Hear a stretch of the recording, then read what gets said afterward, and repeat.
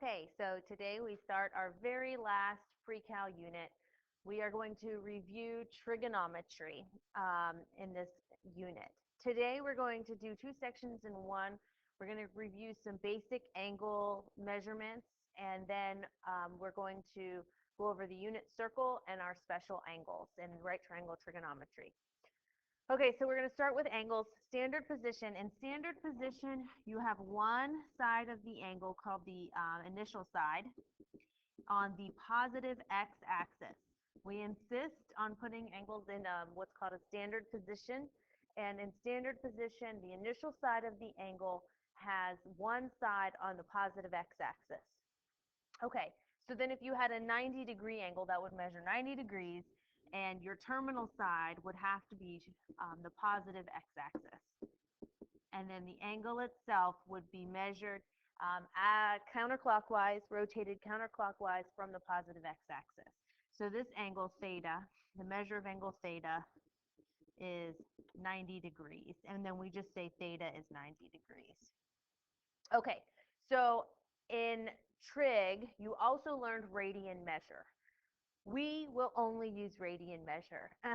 In this first section, we're going to have some degree stuff just to familiarize you or get you back into it slowly. But when we get to calculus, there will be no degrees. And so in radians, this is pi halves. And we're going to review that conversion as well. This is pi halves radians. Okay, so for example, okay, this angle right here, this 90-degree angle, is coterminal with another angle, with the angle that would be 5 pi halves.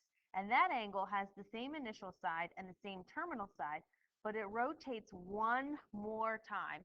And so this angle, we call it alpha, is 5 pi halves, and it is coterminal with theta, which equaled pi halves, or 90 degrees. There are lots more coterminal angles. You could have started with an initial side and then rotated backwards or clockwise 270 degrees or negative 3 pi halves degrees. That's another coterminal angle there. Okay, moving on, let's talk about what radians are. The definition of radian is the measure that an angle makes when its arc length is equal to its radius. When we have a circle, the circumference or arc length is 2 pi r, and that will 1 radians is when so 1 radians is when your radius is 1 and you make a full revolution, or 2 pi is the full revolution. So this is our arc length formula, S equals R theta, but theta has to be measured in radians. That's just some review. So here's an angle, negative 2 pi thirds. We're going to sketch this in standard position. So we're going to start with our initial angle on the initial side of the angle on the positive x-axis. Negative 2 pi thirds. To go negative pi, so 1 full revolution is 2 pi. That means a half of a revolution is pi, or 180 degrees. This is 2/3 of that. So you want to think about going 2/3 of the way backwards to pi. So you just want to imagine splitting this 180-degree line into thirds, into third angles. And so this would be negative 2 pi thirds, this angle here. Let me do it in red. This is negative 2 pi thirds. Okay, so now let's talk about finding coterminal angles. So 2 pi 15ths. That's not exactly easy. Let's talk about finding some coterminal angles with that. When you're coterminal, you land in the same spot. And so you can think about revolutions as 1 revolution as being 2 pi radians. And so if I add 2 pi, if I take 2 pi 15ths and I add 2 pi, then I land in the same spot, but I've just gone around 1 more revolution. So to do that, you just want to get a common denominator. That would be 30 pi 15ths. And so that's a total of 32 pi over 15. Okay, so that's a positive one. And so that's the same thing as going to the spot 2 pi 15ths, which is pretty small. It's got to be like here or something. So if you're at 2 pi 15ths and then instead going around one more time. The other thing that they want us to do is be able to go backwards. So when that happens, this backwards angle added together with 2 pi 15ths will be 2 pi. So we're going to take 2 pi and we're going to minus 2 pi 15ths. No, we're going to take 2 pi 15ths minus 2 pi. Yeah, that's what we want to do. We want to take 2 pi 15ths minus 2 pi, and that will get us a negative angle. And so get a common denominator again of 30 pi 15ths, and that will give me negative 28 pi 15ths. All right. Now, complement and supplement. This is back from geometry, but a complement are two angles that add up to 90 degrees. So a complement are two angles that add up to 90 degrees. And 90 degrees is a quarter of 2 pi, or pi fourths, half of pi. And then supplement, you add up to 180 degrees, or pi. So to find the complement and the supplement, you're just going to subtract from pi halves and from pi. So my complement here is going to be pi minus pi 12ths. So that's 11 pi 12ths. And my supplement, oh wait, that would be my supplement, wouldn't it? Because I started with pi. This is the supplement. To get the complement, we're going to add up to pi halves. So I'm going to take pi halves minus pi 12ths. And that would be 6 pi 12ths minus pi 12ths. So that's 5 pi 12ths. Now it says this if possible thing. And example 2 here is a case in which it's not possible to find the complement because 5 pi 6 is too big. It's more than pi halves. So to find, let's start with the supplement again. The supplement is going to be pi minus 5 pi 6, or what you would need to get add in order to get pi, so that's pi 6. Now the complement, if you try to work that out unaware that 5 pi 6 is too big, pi halves is the same as 3 pi 6, I'll get a negative angle. Okay, and if you get a negative angle, that's not possible. All right, because then you have to go backwards the angle, and we want to make them two positive angles. Okay. Converting between radians and degrees. Your conversion factor is that pi is 180 degrees. So I have 2 examples converting from degrees to radians and 2 from radians to degrees. So when I convert from degrees to radians, so pi equals 180. So we can always multiply by either 180 over pi or pi over 180 because these two numbers are both 1, right? Because they're equivalent to each other. And so we take 432 degrees and we multiply it by 1, which means we don't change it. But what we do is we look at it in a different unit, just like 12 inches equals 1 foot. It's the same thing. So instead of degrees, I'm going to get this in radians by saying in 180 degrees, we have pi radians. So I'm going to simplify this, which is not very nice. But it is going to be 12 pi fifths. All right, 12 pi over 5. And then I'll let you do 52. So you're going to multiply 52 by pi over 180 and let me know what it is that you get. All right, now let's do the other way, radians to degrees. So now I want degrees, so I'm going to keep the degree on top and the pi on the bottom. And this will give me a nice simple 20 degrees. And then I will let you do this one, 3 pi fourths into degrees. Okay, the next section talks about the unit circle and some common angles and the trig functions evaluated at those. So I have a picture of the unit circle here. The unit circle is a circle of radius 1, and it's just plopped onto the xy axis. And so there's a lot of information on here, quite frankly. But in black on the inside part of the circle, you will see the measurement of each of these angles in degrees. So I start with 0, and then there's 30, 45, 60, 90, all the way back around to 360, which is also 0. Those are coterminal. And then in blue, we have it in radians. So this is also 0 radians.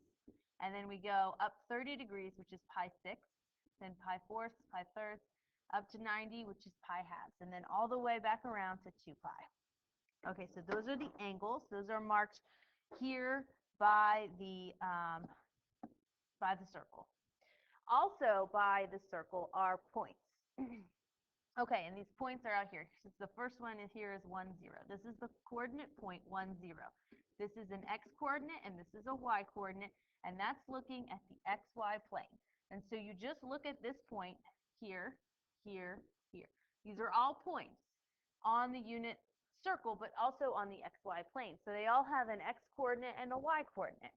Now the x coordinate is always the cosine of the angle which lands in that spot. And the y coordinate is the sine of the angle that lands in that spot. So, for example, at 45 degrees, at this angle right here, the cosine of 45 degrees is radical 2 over 2. Also, the sine of 45 degrees is radical 2 over 2. And this is in the first quadrant. These are both positive x's and positive y. However, when you look at 45 degrees in the third quadrant, okay, so it's not really 45 degrees, it's actually 225 degrees, but there's a reference angle here, and reference angles you always make with the positive x-axis of 45 degrees. And here your point has the same magnitude of x and y. We're still radical 2 over 2 and radical 2 over 2, but since we're in the third quadrant where x and y are both negative, each coordinate is negative. And so the cosine is negative radical 2 over 2, and the sine is negative radical 2 over 2. I will be honest, I do not use the unit circle to remember the 30, 60s, and the 45s, but I do use the unit circle for these angles that land on the coordinate axes. It's really easy to remember the point 1, 0 lands here, and that this is the point 0, 1, and that this is the point negative 1, 0, and this is 0, negative 1. And so the sine and the cosine of these 90-degree angles, or these multiples of pi halves, you do have to know those, and it's very easy if you think about them as being on the unit circle, and I do think of those that way. Okay. So that's the unit circle. You should be able to fill one out. But let me show you how I actually remember the sine and the cosine and the tangent of the angles. I do SOHCAHTOA. So SOHCAHTOA tells me that the sine, S stands for sine, is the opposite side over the hypotenuse. And that the cosine is my adjacent over hypotenuse. So my legend here, S stands for sine, C stands for cosine, T stands for tangent. All right, and each of these tell you the ratio of angles. So here's a theta, okay? In this particular spot, this has to be a right triangle, by the way. This would be the opposite leg. This would be the adjacent leg. And the hypotenuse is also adjacent as well, but it is across from the right angle. So that's our legend, and so the sine is the opposite side divided by the hypotenuse. That's our ratio, opposite to hypotenuse for sine. For cosine, it's adjacent to hypotenuse, and for tangent, it's opposite to adjacent. So I remember that, SOHCAHTOA. To get the other ones, the cosecant, the secant, the tangent and the cotangent, tangent you don't have to do because that's in SOHCAHTOA. But for these reciprocal identities, I just do 1 over it. So you just flip.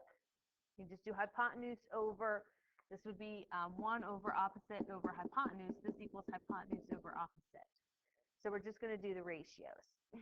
And then I memorized the 2 special right triangles.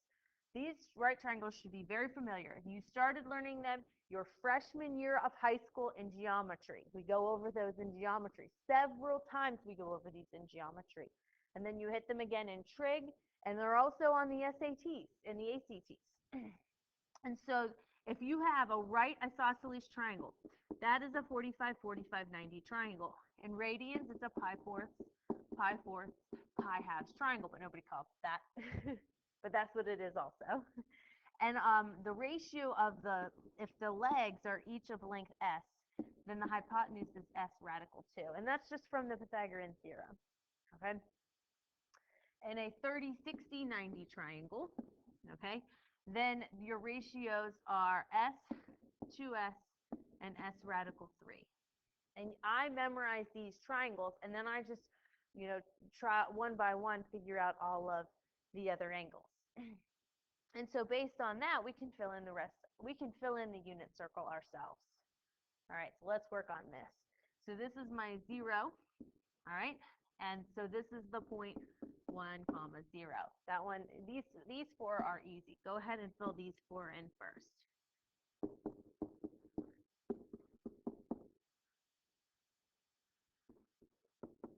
Okay, now let's talk about the 45. So here's 45 degrees right here. All right, so or pi fourths. Okay, so in this 45, if you were to draw a triangle here, you would make a 45, 45, 90 triangle. And so this would be, I'm just going to use S as 1, because it doesn't make sense for the unit circle though. Because so this is not a unit circle right now. Because in the unit circle, this length is 1. And so in order to make this length 1, I have to divide by radical 2. I guess that makes more sense. We'll do it that way. And so now this hypotenuse has length 1, and it's back to the unit circle. So I scaled it back to the unit circle. And so there's my 45, 90 triangle where I made S 1 over radical 2, essentially. And so this point, you can see the x-coordinate is 1 over radical 2, and the y-coordinate is 1 over radical 2. And if instead I had kept that as the triangle I made it before I scaled it back, which was 1, 1, radical 2, I could say, look, 45 degrees. I should say, look, sine is opposite over hypotenuse. That's 1 over radical 2. That's my y-coordinate. And the cosine is adjacent over hypotenuse. That's 1 over radical 2. Now, I know that the denominator gets rationalized a lot of times. I'm not going to bother doing that.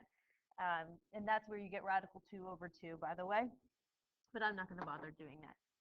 And then when you look at the 45-degree angle in the second quadrant, that would be over here, your triangle is the same.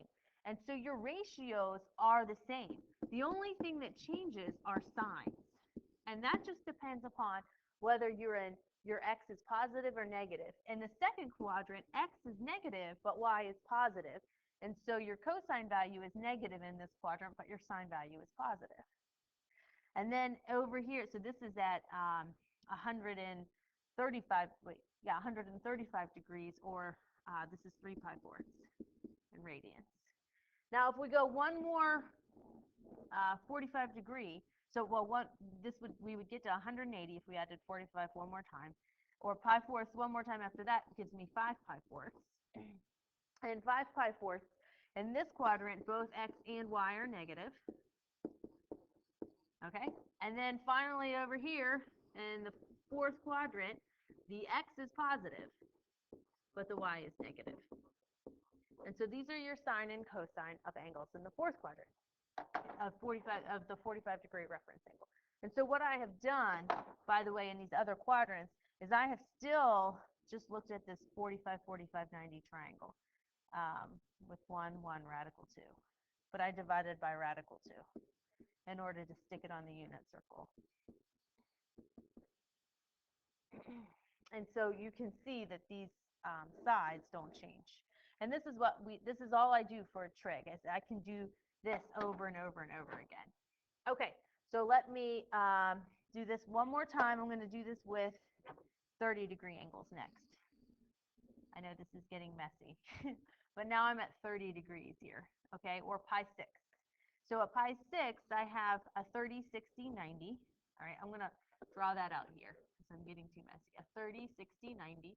And then this is usually 1, 2, square root of 3. But to get this on the unit circle, I want the hypotenuse to be 2. Or I can just instead think, okay, the cosine should be opposite or adjacent over hypotenuse. That's radical 3 over 2. And the sine will be opposite over adjacent. So opposite over hypotenuse, I mean, and that's 1 over 2. And if you scaled back by dividing everything by 2, you would see that the x-coordinate would be this length here, and that's radical 3 over 2, and the y-coordinate would be 1 over 2. And so for 30 degrees, or pi 6, the sine is 1/2, and the cosine is radical 3 over 2. Okay, and then over here, we'll get the same values, radical 3 over 2 and 1 over 2, but now the x is negative. That's a negative there.